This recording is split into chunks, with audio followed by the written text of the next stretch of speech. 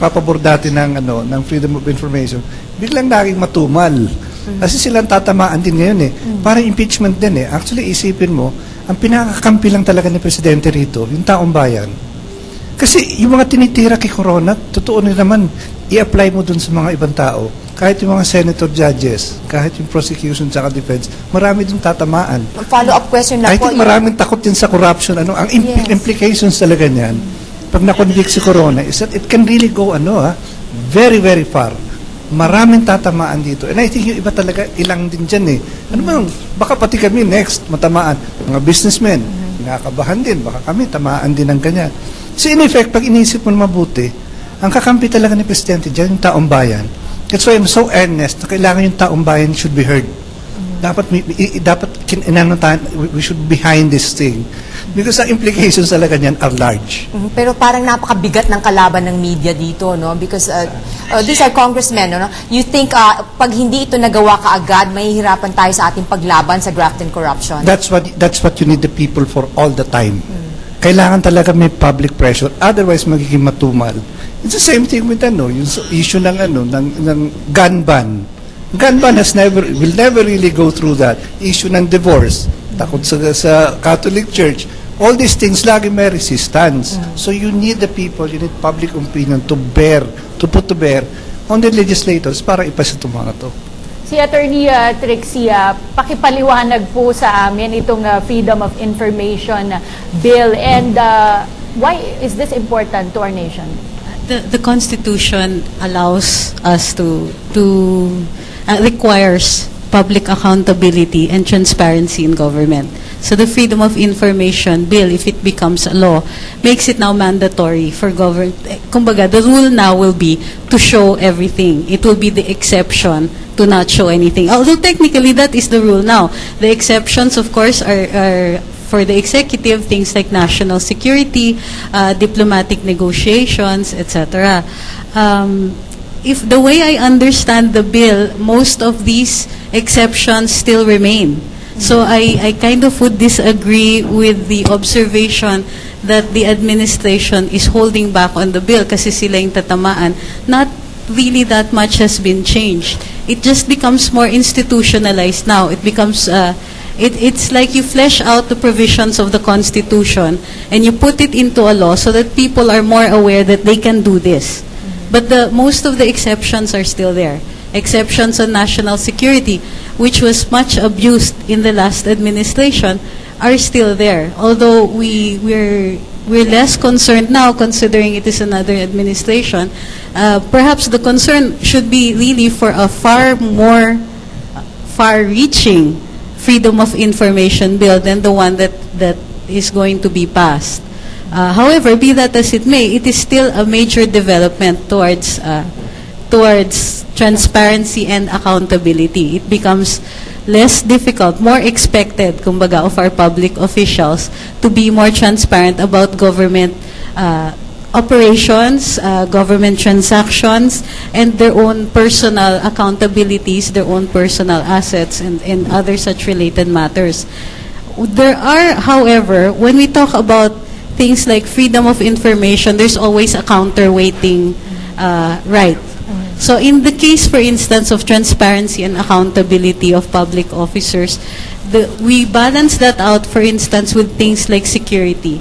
One of the issues during the impeachment was the memorandum that the Supreme Court issued saying na hindi pwedeng ilabas yung mga salin. And so nobody questioned that particular rule until now that the impeachment has brought it into full public light.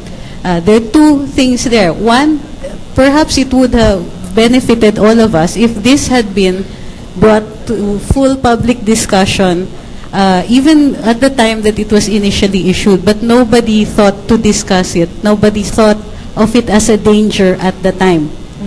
Ngayon na lang nakikita natin when the practical application resulted in a major block in the course of the impeachment trial. So, yan yung mga effects ditong freedom of information. Transparency now becomes the rule, and people become far more aware of it. This is what we see where a law is used to change public attitude rather than to institute any penalties or anything else. It's more for the change of public behavior rather than anything else because it already exists even now. Mabalik nga daw po sa issue ng impeachment. May katanungan po, Attorney Trixie, si Jaafar mula sa PUP. Kung hindi tatalakayin ng depensa ang tungkol sa basa Guidote Enterprise, pwede pa rin bang kunin bilang rebuttal witness si Sister Flory? Of course, if the defense brings up an issue, then the prosecution is free to bring up witnesses to counter those that are raised in the course of the defense. So right ng prosecution po yun. So yes, Sister Flory can be finally presented as a witness if the prosecution should present her as their witness. I just like to point out some things about trial. No, for one of the concerns of the IBP was that we would prefer that the litigation be within the four corners of the impeachment trial, and so there are witnesses who are called witnesses but have not actually been presented in the course of trial. Sister Flory is one of them. She's never testified. She's never sat down. There's a certain Ana Basa who has given interviews but has never been presented, and yet they color the public discussion about these things. So we would like to inform the public, first of all, that yes, all of this information is necessary for the national discussion, but in the course of the impeachment trial, unless they have been put on the witness stand, whatever contributions they have made are not within the record and will not be considered evidence. So what the public knows and what goes on within the confines of the trial may be two different things.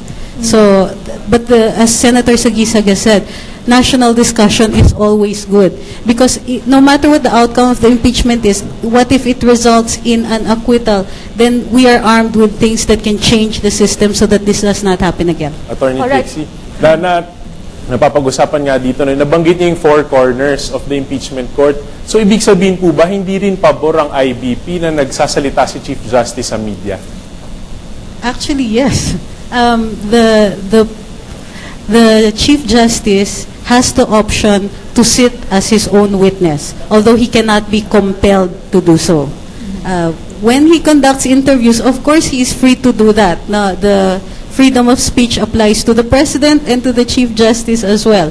However, the sight of litigants trying to litigate their case before the public forum instead of letting the public conduct the national discussion without them, does not seem quite kosher, so to speak. I have no law that will say he shouldn't.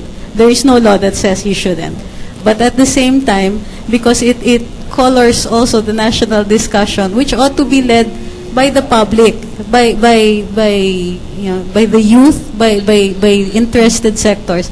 I mean, national leaders already have their natural forum. They're already part of the national discussion, no matter what they do.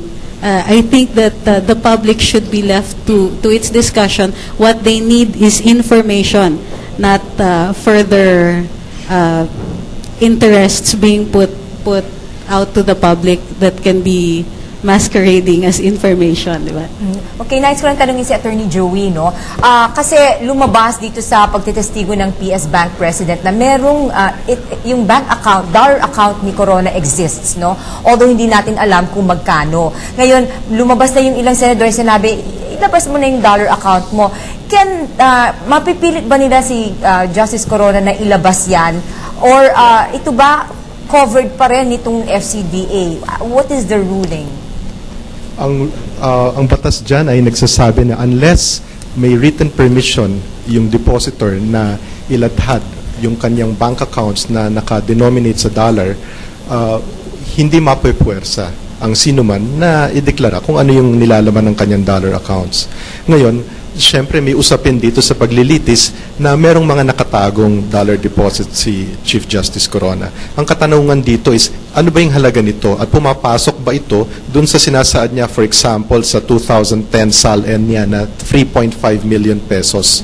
Ngayon, kung lalampas yung kanyang dollar account dito sa amount na 3.5 million pesos sa kanyang SALN, then magtataka ka ba't hindi niya dineklara ang sinasabing dollar deposits niya.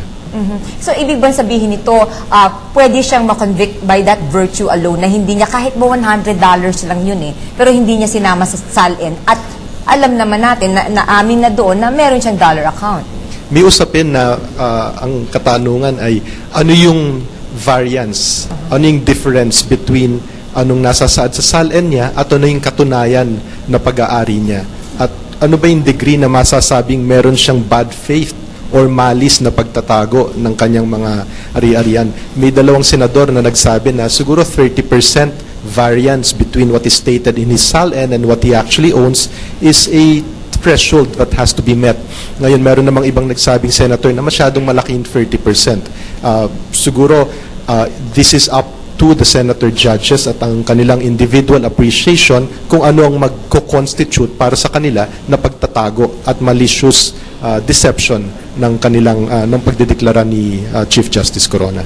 Thank you very much, Attorney Joey. Gusto ko lang balikan itong nasabi ni Attorney Trixie tungkol dito sa palitan ng mga salita sa media. Kasi nga sinasabi niya dapat itong trial ay nasa loob lang ng four corners ng session hall ng Senado. Ngunit hindi nga maiiwasan, merong parallel court, yung Court of Public Opinion. Tanungin natin si Father, ano yung masasabi mo dito sa mga lumalabas na mga testigo pero sa media lumalabas itong mga nagiging palitan ng salita sa pagitan ng magkabilang panig, Father?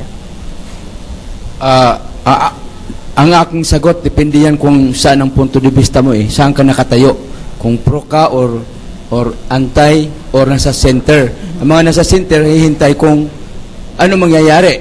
Especially yung hindi nila alam ang mga proseso ng korte. No? Ang sa aking pagtingin ay, well, both sides has the right.